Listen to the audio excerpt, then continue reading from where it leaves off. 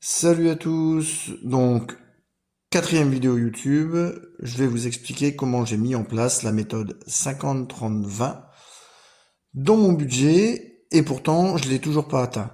Le 50-30-20, je l'ai toujours pas atteint, donc je vais vous expliquer comment j'ai mis en place cette méthode que j'ai toujours pas atteint. En fait, il faut le mettre en place, c'est pas grave. Donc, toi aussi tu travailles, tu as ton salaire, et puis 2 semaines plus tard, le 15 du mois, bah tu regardes ton compte, puis bah il n'y a plus d'argent. Voilà, t'as pas fait de folie, t'as rien claqué, et puis bah il reste plus rien. Tu te reconnais dans cette vidéo, tu te reconnais dans ces mots, parce que je vais t'expliquer pourquoi ça t'arrive, et surtout comment tu peux remédier avec la méthode simple du 50-30-20. Donc tu sais que sur cette chaîne, bah, moi je parle de finances personnelles, hein, pas de langue de bois, avec le vécu que j'ai, hein, j'ai passé 20 ans à découvert, j'ai eu plusieurs crédits à la consommation en même temps, et puis je m'en suis sorti. Aujourd'hui, bah, j'épargne, j'investis, et surtout j'ai compris les mécanismes de l'argent, et j'ai compris ce qui m'avait laissé dans cet état-là au niveau des finances.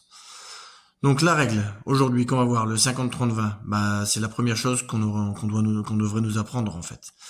Il y a personne qui nous l'enseigne, on ne l'apprend pas à l'école, ni la famille, ni les banques. Bah, moi, je vais t'expliquer en 10 minutes avec des exemples concrets et puis des chiffres réels surtout. Donc reste bien jusqu'à la fin. Donc, tu veux que je te dise pourquoi il te reste rien à la fin du mois? Bon, bah là, en fait, la plupart des gens, je sais, ils vont me dire, ouais, bah je gagne pas assez d'argent. Bah si, en fait, alors oui, des fois, il y a des cas, il y a des gens, ils gagnent pas assez d'argent, ok. Mais souvent, hein, et c'était mon cas, bah c'est pas le salaire hein, le problème. Hein. Le problème, c'est que bah t'as pas de structure. Je vais te faire une image. Hein. Imagine, tu veux construire ta maison, mais t'as pas fait de plan. Tu poses des briques comme ça, un peu au hasard, voilà, t'improvises. Bah c'est quoi le résultat? Bah la maison, elle s'effondre au bout d'un mois, hein, même pas.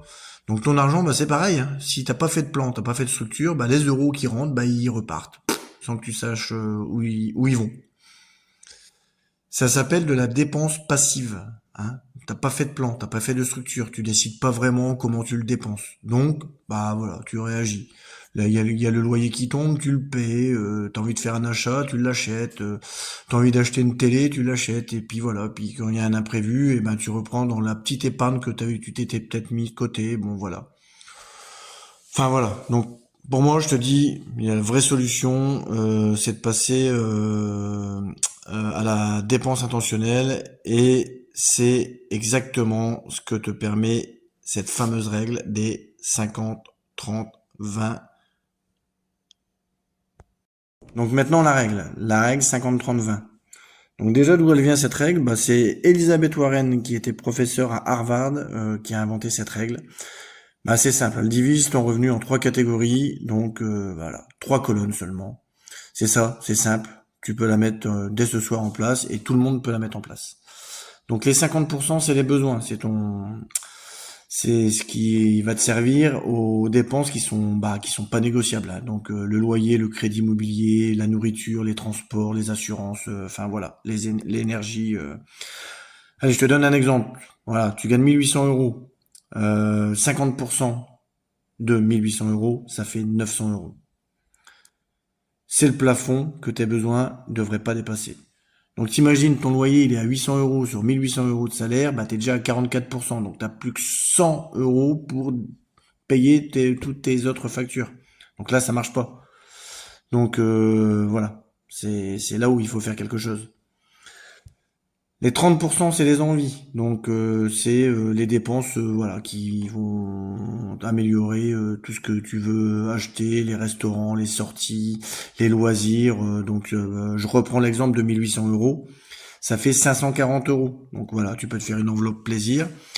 Tu peux la diminuer, tu peux jouer avec cette enveloppe en fait, et puis la mettre dans une épargne pour acheter un truc voilà, que tu veux plus tard. Tant que tu restes dedans, voilà, tu peux les dépenser. Le piège que tu peux avoir, c'est de confondre les besoins et les envies. Un abonnement Netflix, par exemple, bah c'est une envie, c'est pas un besoin. Un smartphone à 1200 euros, quand le tien il fonctionne encore, bah c'est pareil. C'est quoi? Bah c'est une envie, c'est pas un besoin. Voilà, il faut comprendre ce que c'est qu'une envie en fait. Il faut être honnête aussi quand on fait la méthode 50-30-20. Moi, mon abonnement Netflix, je l'avais mis dans les envies. Voilà, c'est pas un besoin.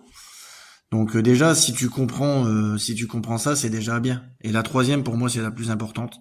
Celle que j'avais pas, par exemple, moi, j'avais pas faite cette troisième colonne, c'est l'épargne et l'investissement. Donc c'est 20%. Donc et cette colonne-là, elle doit aussi te servir à rembourser tes crédits si tu as des crédits en anticipé. Il faut rembourser tes crédits. C'est ça qui va te construire en fait. C'est ça qui me construit moi aujourd'hui en fait. Ça inclut en fait ce qu'on appelle le fonds d'urgence, l'épargne, dedans tu mets tes remboursements de crédit et tes investissements. Donc on reprend l'exemple de 1800 euros, ça fait 360 euros par mois. En un an, ça fait 4320 euros, hein, que tu peux mettre soit de côté, soit rembourser tes crédits. Et en 3 ans, hein, bah ça fait 12 000 euros. Donc si voilà, tu comprends que c'est la force de cette méthode. Allez, ok, je t'entends déjà. Ouais, tu vas me dire, bah ouais, c'est bien ta méthode là, 50-30-20. Mais moi, bah j'ai des découvertes, j'ai des crédits. Hein, le 50-30-20, c'est pour les gens qui gagnent beaucoup d'argent ou bien c'est pour les gens qui sont en bonne santé financière. Bah c'est pas vrai. C'est voilà, moi aussi je me le disais, c'est pas vrai. Donc je vais t'expliquer comment tu fais en fait. Comment tu fais? T'es endetté, t'as des crédits, t'as des découverts, voilà, rien que tes besoins, ils sont déjà, moi, mes besoins, je te prends mon exemple, j'étais à plus de 77%, j'avais mes envies, et puis c'est tout. Donc, tu fais ces trois colonnes, en fait, 50, 30, 20, et puis tu les adaptes. Au début, tu les adaptes, en fait.